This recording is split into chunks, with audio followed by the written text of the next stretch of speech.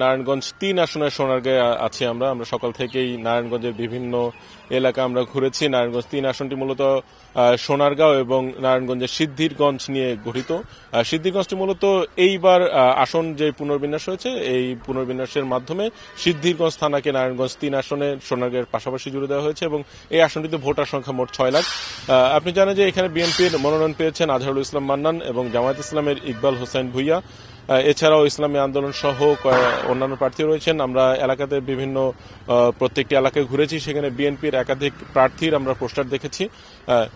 আমরা প্রার্থীদের সাথে কথা বলেছি, তারা একটি আদর্শ সোনারগাঁও গঠন করতে চান এবং সিদ্ধিরগঞ্জ নিয়ে এখানে যে যোগাযোগের সমস্যা, মোগরাপাড়া, বিশেষ করে মোগরাপাড়া বাইপাস এলাকাতে যে যানজটের ঘটনা ঘটে, এছাড়া সোনারগাঁওয়ের যেই এলাকাতে যে রাস্তা দখল অপদখল করা হচ্ছে, এই কারণে তারা ভোটারদেরকে প্রতিশ্রুতি দেওয়ার চেষ্টা করছেন যে যানজটের সমস্যা এবং অবৈধভাবে যে রাস্তা দখল হয়ে যাচ্ছে, যার কারণে নানান ধরনের সমস্যা হয়, এই সমস্যাগুলো সমাধান করবেন। এছাড়া এই এলাকাতে শিক্ষা প্রতিষ্ঠানের সমস্যা রয়েছে, যার কারণে যারা একটু বিত্তশালী কিংবা যাদের অর্থনৈতিক অবস্থা একটু ভালো, যার কারণে তারা এই এলাকা ছেড়ে তারা ঢাকা শহরে চলে যান। সেজন্য প্রার্থীরা প্রতিশ্রুতি দিচ্ছেন যে এই এলাকাতে ভালো মানের শিক্ষা প্রতিষ্ঠান করবেন।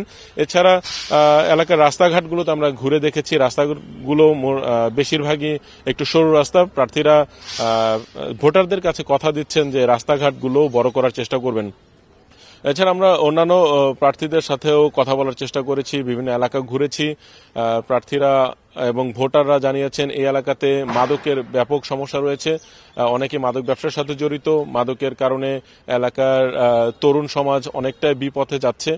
সেজন্য ভোটাররা প্রার্থীদের কাছে বলছেন যে মাদকের সমস্যার সমাধান করার জন্য তারা যেন জোরালো ভূমিকা রাখেন। এছাড়া আপনি আরেকটা বিষয় জানিয়ে রাখছি, উপজেলা প্রশাসনের পক্ষ থেকে আজকে এখানে যতটি দলের প্রার্থী রয়েছেন তাদের সাথে মতবিনিময় করেছেন। এই আসনে যেই ধরনের কোনো ধরনের আইন শৃঙ্খলা পরিস্থিতি যেন অবনতি না হয়, সেজন্য প্রার্থীরা যেন ভূমিকা রাখতে পারেন, কোনো ধরনের সমস্যা না হয়। প্রচারণার বিষয়গুলো তারা তুলে ধরছেন। প্রচারণার ক্ষেত্রে কোনো ধরনের নির্বাচনী যে আচরণবিধি যেন ভঙ্গ না করা হয়, সেই বিষয়টি জানানোর চেষ্টা করেছেন। এবং আপনি জানেন যে আগামী 10 তারিখ তফসিল ঘোষণা কিংবা 11 ডিসেম্বর তফসিল ঘোষণা হতে পারে। এরপর থেকে নির্বাচনের যে জমজমাট আয়োজন তৈরি হবে, নির্বাচনী প্রচারণার ক্ষেত্রে অনেক ধরনের বাধা নিষেধও থাকবে।